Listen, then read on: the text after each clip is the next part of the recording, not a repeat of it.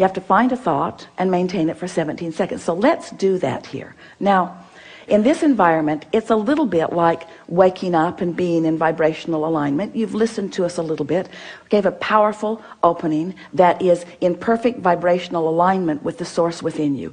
You resonated with the source within you. It's why you lighted up for us. It's why we thought it was a good idea to bring you here fast, because you were tuned in, because we distracted you till you got your paper out. We distracted. I'll throw it away. We distracted you from the vibrational frequency. So this is a good environment for you to practice the vibration of what you're looking for. So it's like you've just awakened, and let's pretend. It's not such a pretending. Let's acknowledge, let's assume that you've just awakened. You are in that high-flying place because there's been a suspension of momentum while you sleep, and now it's your intention to maintain that vibration alignment. Do you think the best idea is to take the issue that matters more to you than everything else put together and contemplate that now? No. Because if you do, it's sure, isn't it, that you're going to lose your connection. So what we want to convey to you, what we want you to all hear from us, if we can convince you that the connection is what matters and solving that problem isn't, if you can hear that, because if you can sustain the connection for a little while, the problem will evaporate, because in the absence of the vibration of it within you, it can't continue to be your experience. So have we convinced you that what matters is the alignment? That's what matters is the alignment. What matters is the alignment. What matters is the alignment. And the subject doesn't matter. Now, that's hard for you to hear, isn't it? Because you've been working hard. You told us. You've been working hard. You've been trying hard. You try hard to get from where you are to where you want to be. And we want you to understand, and we know, it must just be so irritating to hear this. You've been wasting your time. Can't get there from there. The harder you try, the more you practice the vibration of resistance. And then the louder you ask, but the more you've practiced the vibration of resistance. So you just have to let the things that you want that haven't been coming go for a while. Just let them go. Stop using what you want that you don't have as your excuse to not feel good. In order to sort of drive this point home in a way that you can really hear it, we've begun speaking about your point of attraction. Your point of attraction, do you sort of understand that? If you are the creator of your own reality, and if law of attraction is responding to your vibration, then doesn't it make sense that you're standing with a habit of thought, with a pattern of vibration that is being responded to, your point of attraction? So if you're fearful all the time, your point of attraction is very far from what you really want. If you're ornery all the time, or a lot of the time, your point of attraction is different from what you want. Your emotions are your indicator of what you're doing vibrationally. Have you been listening to us long enough to sort of understand what we mean by that? You were source energy before you came into this physical body, and a part of you came into this body.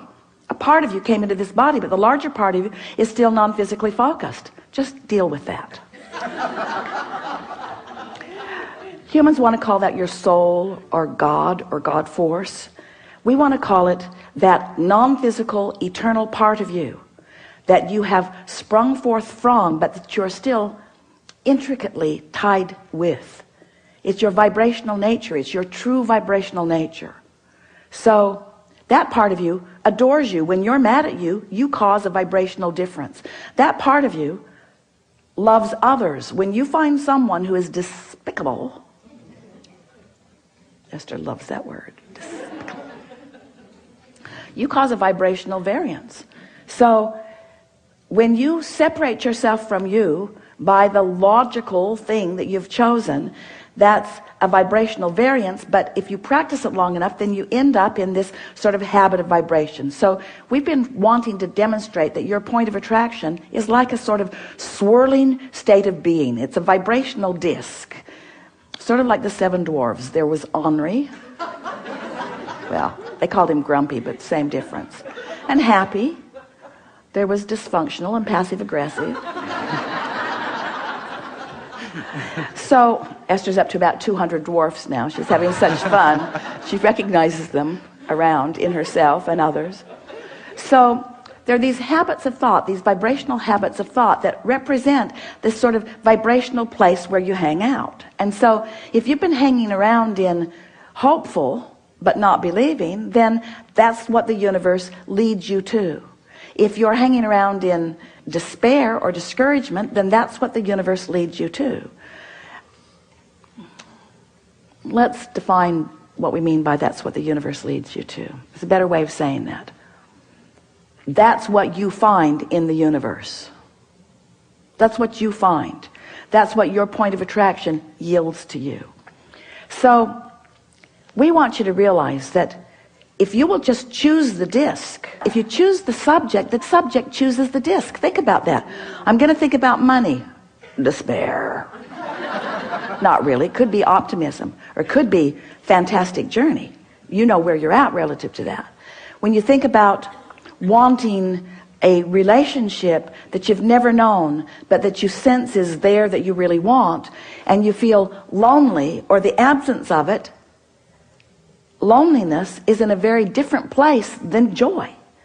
So we're saying this to you more clearly than we've ever said it before. Choose the disc by the way it feels, not by the subject that you want to place on it. That's a good way of saying that, isn't it? So when we say, what are you going to think about? Your answer, if it's a really good answer, is anything that keeps me up here. Oh, well, are you going to think about the things that are important to you? No, that would take me down here. Because the things I really want, now we know, you know, we're playing with you because we see you progressing and having wonderful lives in many regards, but you know what we're getting at. Sometimes the things that matter to you most don't make you feel that good because the vibration that you've practiced isn't one of knowing or expecting. Every subject is like a big long stick or a little short stick, doesn't matter. It's a stick. A really big long stick that has two ends on it. On one end of it is what is wanted, and on the other end of it is the absence of what is wanted. And so if you pick a subject where you've been practicing what you don't want, and you say, I'm going to set a goal about this, well, then what you've actually said is, I'm going to set a goal to practice a thought that's way down here. And I'm going to practice it, and I'm going to try, and I'm going to struggle, and I'm going to proclaim my goodness, and I'm going to keep score of where I am, sort of like the things that you were telling us, only we're exaggerating it dramatically. And life's just going to keep giving you the same thing. So you pick your disc by how you want to feel. This morning, Esther was in her sleeping room, and she could hear some children and parents moving through the hallway with great volume. And her first thought was, they should be quiet, people might be sleeping. And her next thought was, they're really having a good time. Now, which of those thoughts do you think was the best thought for Esther to think? They're really having a good time. Then Dad started singing. It was awful. The worst voice ever. But he was so joyful in his singing. And Esther thought, that's really a beautiful thing. I hope no one ever tells him how bad he is at this. So she had the potential of going all over the place, but because she's been practicing that, it's like that's where the thoughts now must be. The thought could start out down here because bad singing is bad singing. In other words, you just know the difference, don't you? So her thought started out here, but because she was here, her thought just had to join her up here. She just couldn't stay down there. Not that long ago, her vibration would have joined her down there. Now, her thought is joining her vibration. Can you feel the difference? That's step 4. I've sustained my vibration long enough that everything in my universe has to join me where I am, or it's going to bounce right off of me. If it's going to join me, it's going to be where I am. I now have creative control of my environment. That's step 4. So let's just start really generally. So you've just awakened. You've heard everything that we've said. We know that you're internalizing it. The audience is with you. So what do you want to say now that you've awakened? This bed is really comfortable. You are brilliant. You are brilliant. The bed is comfortable. What else do you want to say? The pillows are really comfortable. Yeah. All 4 of them. Yeah. Yeah. What else?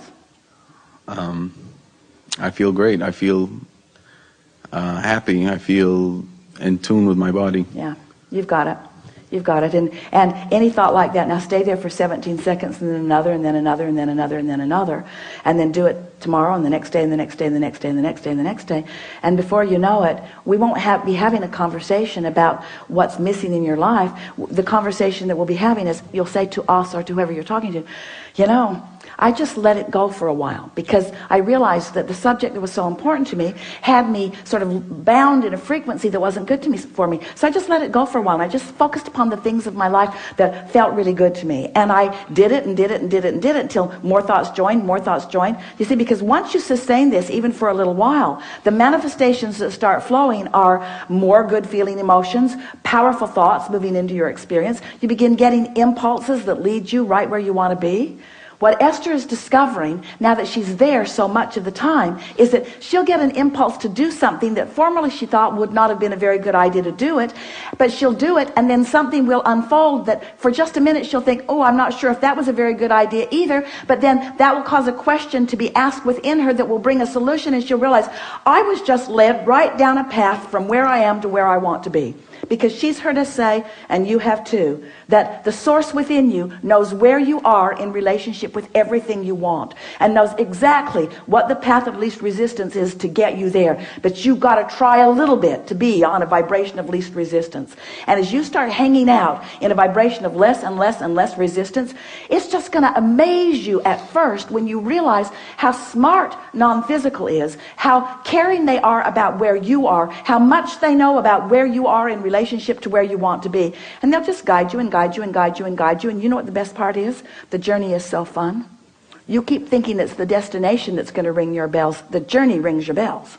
Because in the absence of resistance, it's fun here, and it's fun here, and it's fun here, and it's fun here, and it's fun here, and it's fun here, and it's fun here, and it's fun here, and it's really fun here, and it's really fun here, and it's really fun here. And that was so interesting, and I like this so much. And before you know it, every day of your life is one of just moving into things that are interesting and fun, and sometimes challenging, which is both interesting and fun, you see. You don't have to be where you think you want to be in order to be happy. You just got to be on the way to where you want to be in order to be happy.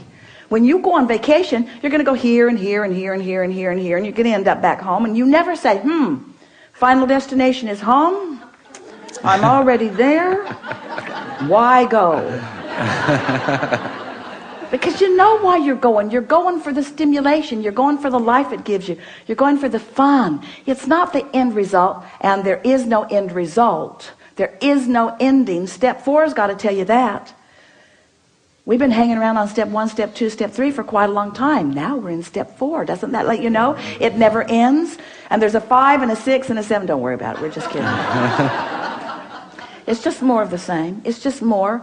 Once you get this and you've got this, once you practice this and you are, once you sustain it and you know how to do it, life's just going to yield to you all of the reasons that you said, I'll go forth into this physical experience. Not one of you said, I'll deprive myself in order to really want something. Not one of you said, I'll go forth into a broken world and I'll patch it up. You didn't say that. You said, I'll go forth and I'll figure out what I want and I'll line up with it and I'll feel good. And the wholeness of who I am is going to flow through the specifics of what I'm living. And I'm an eternal being. And I mean to make this moment and this one and this one and this one and this one all that it can be. Really good. Thank you.